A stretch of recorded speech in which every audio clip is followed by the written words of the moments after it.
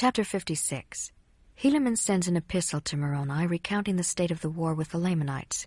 Antipas and Helaman gain a great victory over the Lamanites. Helaman's 2,000 stripling sons fight with miraculous power, and none of them are slain.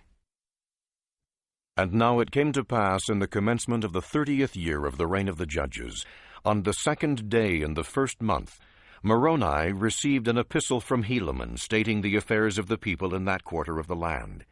And these are the words which he wrote, saying, My dearly beloved brother Moroni, as well in the Lord as in the tribulations of our warfare.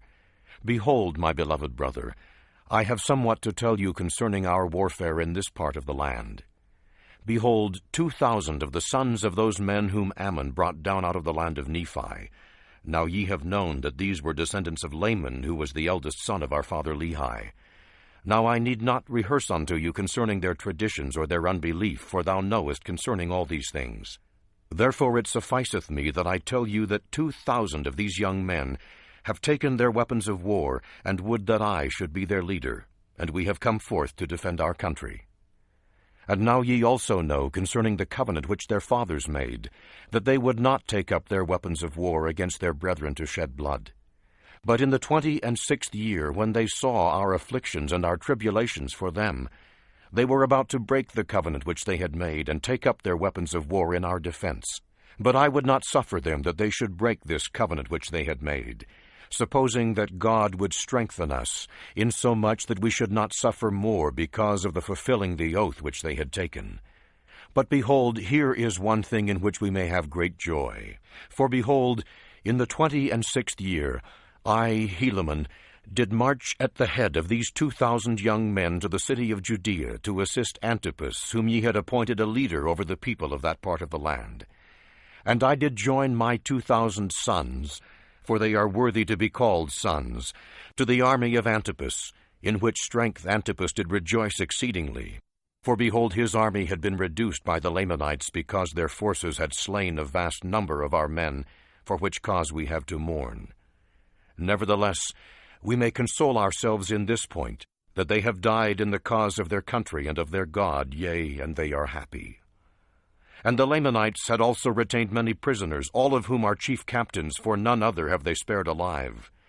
And we suppose that they are now at this time in the land of Nephi. It is so if they are not slain.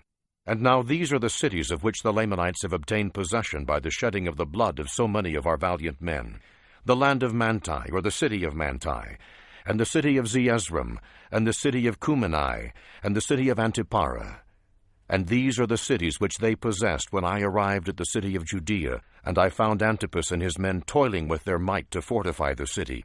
Yea, and they were depressed in body as well as in spirit, for they had fought valiantly by day and toiled by night to maintain their cities, and thus they had suffered great afflictions of every kind.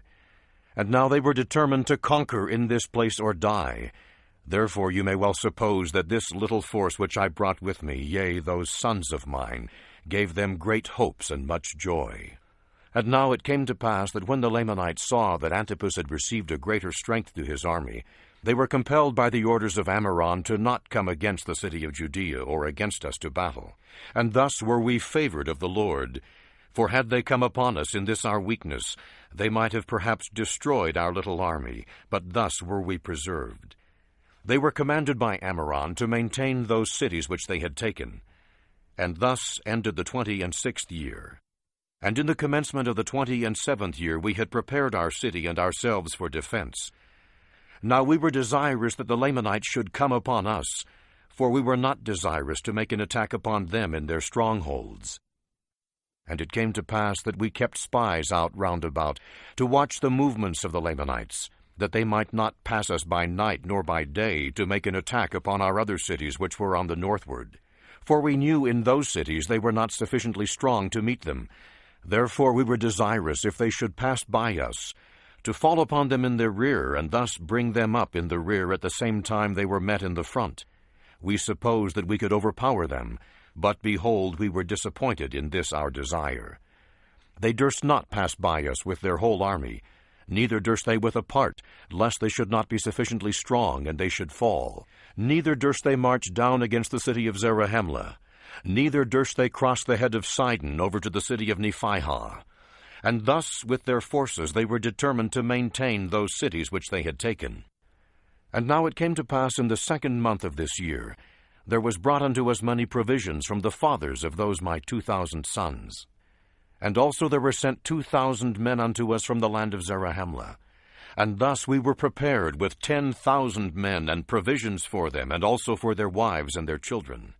And the Lamanites, thus seeing our forces increase daily, and provisions arrive for our support, they began to be fearful, and began to sally forth, if it were possible, to put an end to our receiving provisions and strength. Now when we saw that the Lamanites began to grow uneasy on this wise, we were desirous to bring a stratagem into effect upon them. Therefore Antipas ordered that I should march forth with my little sons to a neighboring city, as if we were carrying provisions to a neighboring city. And we were to march near the city of Antipara, as if we were going to the city beyond, in the borders by the seashore. And it came to pass that we did march forth, as if with our provisions, to go to that city. And it came to pass that Antipas did march forth with a part of his army, leaving the remainder to maintain the city. But he did not march forth until I had gone forth with my little army, and came near the city Antipara. And now in the city Antipara were stationed the strongest army of the Lamanites, yea, the most numerous. And it came to pass that when they had been informed by their spies, they came forth with their army and marched against us. And it came to pass that we did flee before them northward, and thus we did lead away the most powerful army of the Lamanites, yea, even to a considerable distance, insomuch that when they saw the army of Antipas pursuing them with their might, they did not turn to the right nor to the left, but pursued their march in a straight course after us, and, as we suppose, it was their intent to slay us before Antipas should overtake them, and this that they might not be surrounded by our people.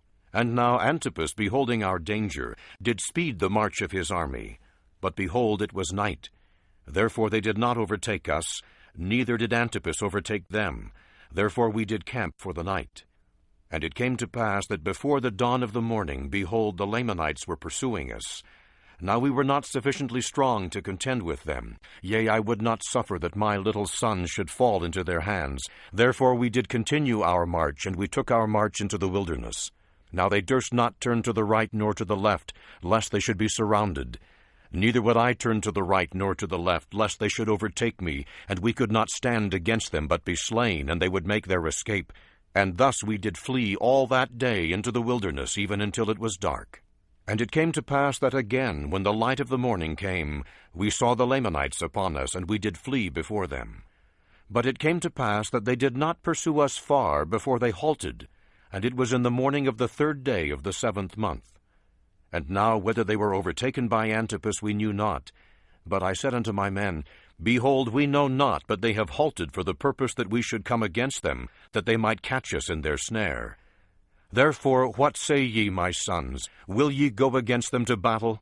And now I say unto you, my beloved brother Moroni, that never had I seen so great courage, nay, not amongst all the Nephites. For as I had ever called them my sons, for they were all of them very young, even so they said unto me, Father, behold, our God is with us, and he will not suffer that we should fall.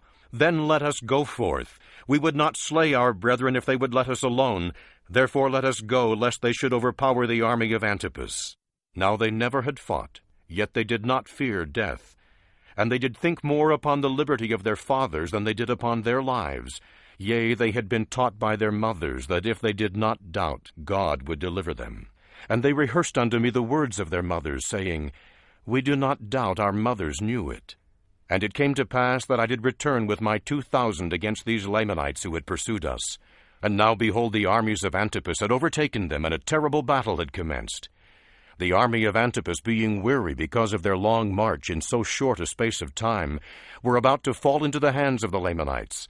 And had I not returned with my 2,000, they would have obtained their purpose. For Antipas had fallen by the sword, and many of his leaders, because of their weariness, which was occasioned by the speed of their march. Therefore the men of Antipas, being confused because of the fall of their leaders, began to give way before the Lamanites.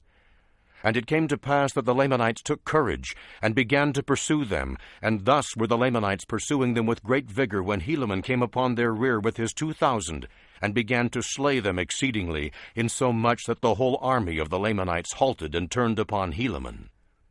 Now when the people of Antipas saw that the Lamanites had turned them about, they gathered together their men, and came again upon the rear of the Lamanites. And now it came to pass that we, the people of Nephi, the people of Antipas, and I with my 2,000, did surround the Lamanites, and did slay them, yea, insomuch that they were compelled to deliver up their weapons of war, and also themselves as prisoners of war. And now it came to pass that when they had surrendered themselves up unto us, behold, I numbered those young men who had fought with me, fearing lest there were many of them slain. But behold, to my great joy, there had not one soul of them fallen to the earth. Yea, and they had fought as if with the strength of God. Yea, never were men known to have fought with such miraculous strength, and with such mighty power did they fall upon the Lamanites, that they did frighten them. And for this cause did the Lamanites deliver themselves up as prisoners of war. And as we had no place for our prisoners, that we could guard them to keep them from the armies of the Lamanites, therefore we sent them to the land of Zarahemla, and a part of those men who were not slain of Antipas with them.